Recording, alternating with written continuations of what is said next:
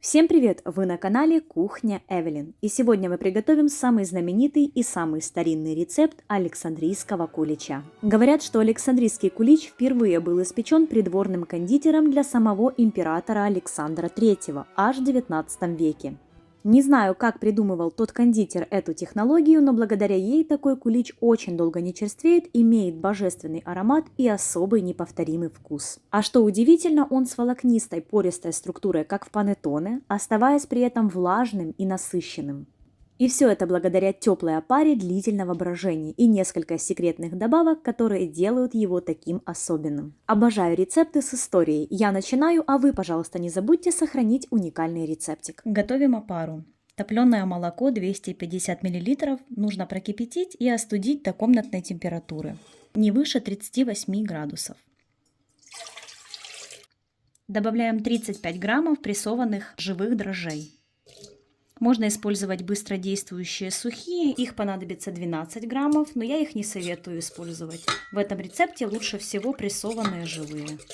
И 1 столовую ложку сахара из общего количества.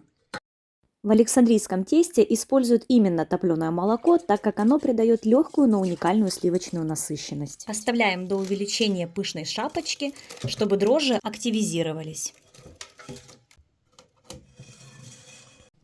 В миску добавляем 3 яйца комнатной температуры, 3 желтка комнатной температуры, 2 столовых ложки сахара из общего количества. И взбиваем миксером до пышности. Хорошо взбить до пенки можно и венчиком.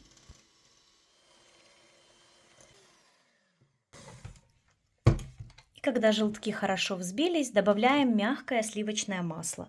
Я его заранее достала из холодильника, чтобы оно было вот такой вот кремообразной консистенции. Высыпаем в миску. И соединяем яйца с мягким сливочным маслом. Это также можно сделать венчиком, но миксером намного быстрее.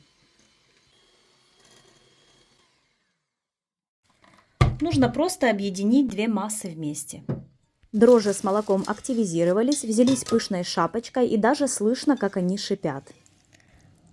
Это признак того, что дрожжи хорошего качества и можно смело продолжать дальнейшее приготовление. Добавляем молочно-дрожжевую смесь к яично-масляной и соединяем 2 массы вместе. Все перемешиваем. Масса будет немного шипеть. Такая уникальная опара без муки готовится только для александрийского теста. Накрываем пищевой пленкой либо полотенцем. Обязательно делаем несколько отверстий для циркуляции воздуха. И в таком виде прямо на столе при комнатной температуре оставляем опару от 8 до 12 часов. В очень теплое место ставить ее не нужно. Оптимальная температура для брожения это 22-25 градусов. Замачиваем цукаты. Добавляем изюм, вяленой клюквы, вяленой вишни и ананасовые цукаты. Еще можно добавить манго. Добавляем 60 мл ароматного алкоголя, можно коньяк, либо, как у меня, ром. Мне муж выделил целую бутылку хорошего рома на выпечку, но лучше для этих целей купить какой-то недорогой коньяк. И столько же апельсинового сока. Если вы цукаты замачиваете на ночь, тогда добавляем сок апельсина и ром в равных пропорциях. А если вы не успели их замочить, а делаете это за 3 часа перед замесом, тогда добавьте еще 50 мл горячей воды, и вы ускорите процесс набухания. Накрываем пищевой пленкой и оставляем цукаты пропитываться и набухать. Прошло ровно 12 часов. И вот как выглядит опара. Она сначала поднялась шапочкой, а потом осела. Появится характерный дрожжевой запах. И вот так вот она будет шуметь. После брожения ее нужно хорошо перемешать. Выливаем опару в чашу, в которой будем замешивать тесто. В отдельную миску высыпаем сахар. У нас было 250 граммов, осталось 200, так как мы брали на опары. Высыпаем в миску. И сюда в сахар натираем цедру. Только оранжевый слой, без белого. Стираем до вот этого вот слоя. Вот сколько получилось цедры. И еще можно цедру одного лимона, но это уже по желанию. Цедра лимона и апельсина отлично будет гармонировать с пряностями, которые всегда добавляются в александрийский кулич. Сахар нужно очень хорошо смешать с цедрой, чтобы эфирные масла раскрыли свой аромат. Лучше всего это сделать руками и так прям растереть его с сахаром. Вот так вот. Прям протираем между ладошками. К сожалению, перчаток у меня не оказалось, но очень хотела показать, как максимально ароматизировать сахар. Сюда же добавляем 1 пакетик ванильного сахара. В опару высыпаем сахар с цедрой, ванилью. Очень ароматный получается сахар. И добавляем 1 столовую ложку меда. Мед, думаю, уже знаете, добавляется для того, чтобы выпечка долго не черствела. Но если у вас аллергия, этот ингредиент можете пропустить. Добавляем щепотку соли и мускатный орех. Можно еще кардамон. Буквально щепотку для аромата, но это по желанию. Пряности – это обязательный ингредиент, который всегда присутствует в этой рецептуре. Муки 700 граммов, просеиваем половину. Вымешиваем сначала лопаткой, а далее будем крюками для теста. А если будете вымешивать только руками, тогда продолжайте вымешивать лопаткой, пока не добавите всю муку, и затем вымешивайте руками. Нам нужно вмешать эту порцию муки. Это можно сделать вот таким вот ручным миксером с крюками, либо же, если у вас есть, тестомесом. Я раньше вымешивала таким, а сейчас у меня есть тестомес, конечно же, буду тестомесом уже делать. Вымешиваем буквально несколько минут до объединения ингредиентов на средней скорости.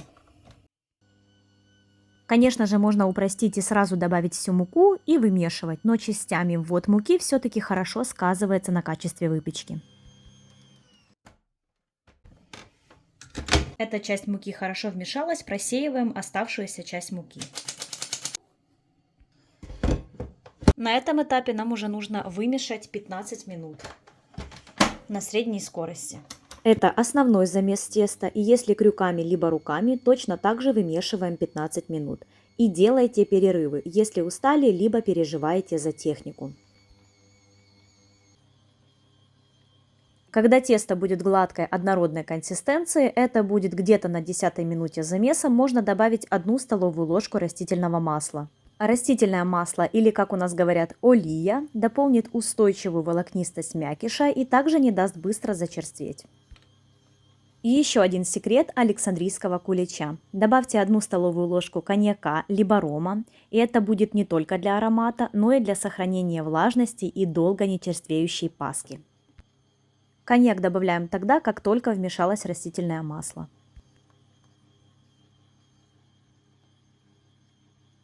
Когда тесто начинает слегка наматываться на крюк, видно по его однородности, тягучести и блеску, что оно уже хорошо вымешано. Но учтите, что это тесто будет продолжать липнуть к рукам. Таким оно и должно быть, а если добавите больше муки, тогда можно легко его утяжелить и забить.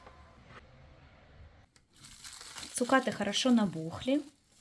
Если с добавлением горячей воды, тогда они будут быстрее готовы. А если просто ром и апельсиновый сок, тогда им нужно постоять хотя бы ночь в холодильнике.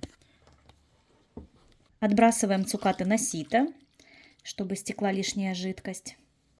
Можно сухофрукты еще обсушить на полотенце, а потом добавить столовую ложку муки. Так они не передадут лишнюю влажность теста и равномерно распределятся. Но для любителей хорошо влажных куличей вы можете, как я, когда хорошо стекла жидкость, добавлять в тесто. Тогда к той влажности, которая уже будет в куличах, цукаты отдадут еще больше влажности. Добавляем сухофрукты в тесто и вымешиваем примерно 5 минут на средней скорости для того, чтобы они хорошо распределились по всему тесту.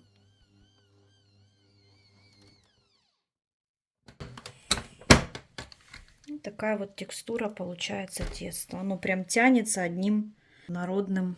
Вымешали отлично до таких тягучих волокон. Миску, в которой будет подходить тесто, смазываем растительным маслом. Ставь миску.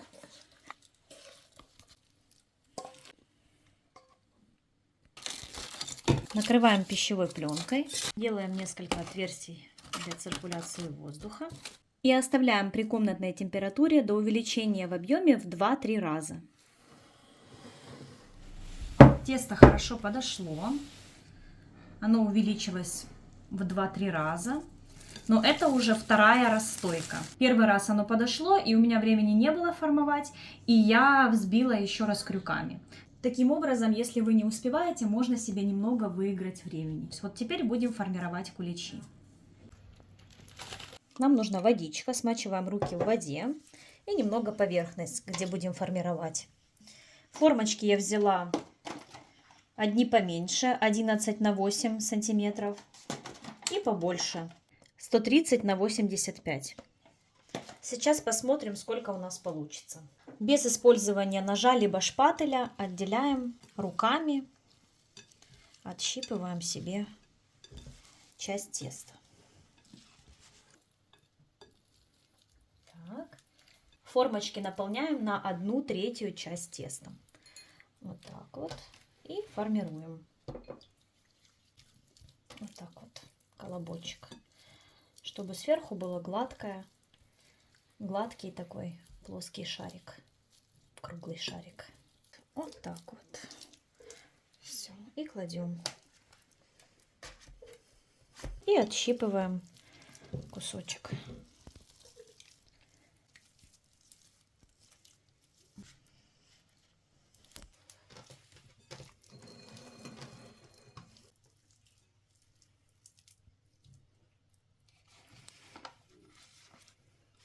Вот сколько получилось. И одну небольшую добавили еще. Одна большая, 3 средних и одна маленькая. Оставляем куличи подойти до верха. Хотя бы 1 сантиметр до верха, чтобы оставалось. Тогда можно выпекать. Накрываем полотенцем либо пищевой пленкой и оставляем, чтобы они подошли. Александрийские паски либо куличи хорошо подошли. Уже можно ставить выпекать. Выпекаем при 170 градусах 35-40 минут. Моя духовка гонит еще сильнее, чем показывает, поэтому я выпекаю 10 минут на 170 градусов, а потом снижаю на 160 и допекаю оставшееся время. Ставлю на второй уровень, и тогда они находятся в самом центре духовки. Выпекаем без конвекции. По желанию верхушки можете смазать взбитым яйцом. Так как куличи получатся достаточно влажные, шпажка не будет выходить полностью сухой, а с маленькими крупицами теста. Самый маленький выпекался 30 минут, средние 35 минут, а большой 37 минут. Готовим самую быструю и простую белковую глазурь. Добавляем 1 белок, холодный, с холодильника, 100 граммов сахарной пудры, это 4 столовых ложки, и 1 столовая ложка лимонного сока. Взбиваем до устойчивых пиков.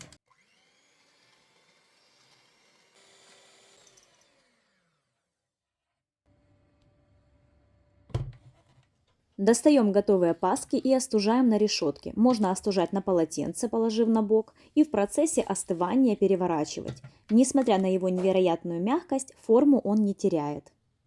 В невысоких куличах можно обрезать бумажную форму, чтобы можно было красиво украсить. Я сниму несколько форм, чтобы показать вам кулич, а остальные оставлю, потому что они помогают сохранить свежесть. Но украшаем и трогаем их только тогда, когда они полностью остынут. Его также можно легко сжать в комок, и потом он станет на свое место. Украшаем белковой глазурью и украшаем посыпкой, сухофруктами, орешками. В общем, наряжайте, как вам больше нравится. Я в кафешке увидела вот эти милючие разноцветные безешки и решила попробовать с ними. Напишите в комментариях, как вам такой вариант украшения. Единственное, этой глазури хватило на 3,5 кулича. Итак, давайте посмотрим на внутреннюю текстуру мякиша знаменитого Александрийского кулича. По мягкости он мне немного напоминает панеттоне, внутри видно похожие пузырьки, но его отличие в чуть большей плотности и влажности здесь намного больше. Как видите, структура прям очень волокнистая, аромат исходит шикарный. Первый день тяжело было не оценить уровень этой выпечки, это настоящий восторг, но именно Александрийский пробуют все-таки на второй день, так как он как бы настаивается в своих ароматах и выдает совсем другой уровень вкуса. На второй день я сделала быструю глазурь из сахарной пудры и лимонного сока на большой кулич. Думаю, вы все знаете такую глазурь. Нужно смешать 50 граммов сахарной пудры и 2 чайных ложки лимонного сока. Все вместе перемешать. Застывает она в течение 5 минут. Ее можно сделать гуще и более жидкой. И вот на следующий день наконец-то можно попробовать настоящий вкус царской паски. Как бриош и панеттоне, на второй день он остался абсолютно мягким. Разрезав пополам, была очень удивлена его пористой структурой. Здесь сыграло свою роль длительное теплое брожение.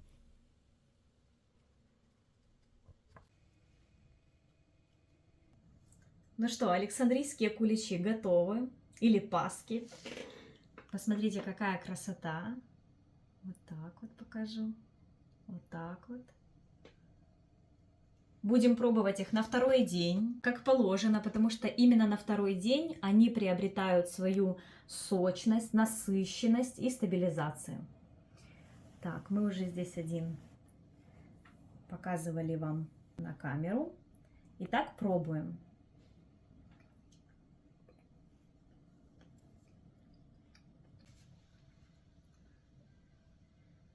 Ну все, я попробовала. Сразу вам скажу, что он сочный.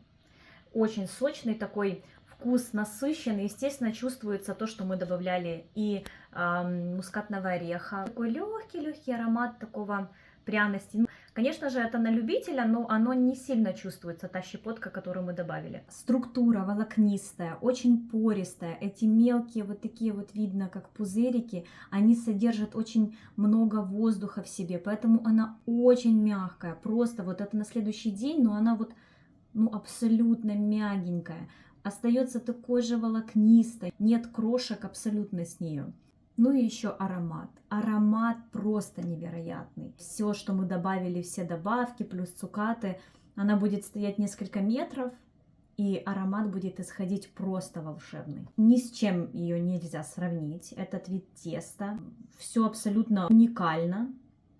И по технологии уже понятно, что если она на следующий день остается настолько мягкой, что ее вот в руках тяжело держать, значит, она будет длительное время храниться и свежей. Это очень хорошо для пасхальной выпечки, для куличей пасок, потому что мы выпекаем, потом сколько их кушаем. Хочется, чтобы они оставались подольше свеженькими. И этот вариант теста александрийского подойдет идеально. Друзья, превосходный результат.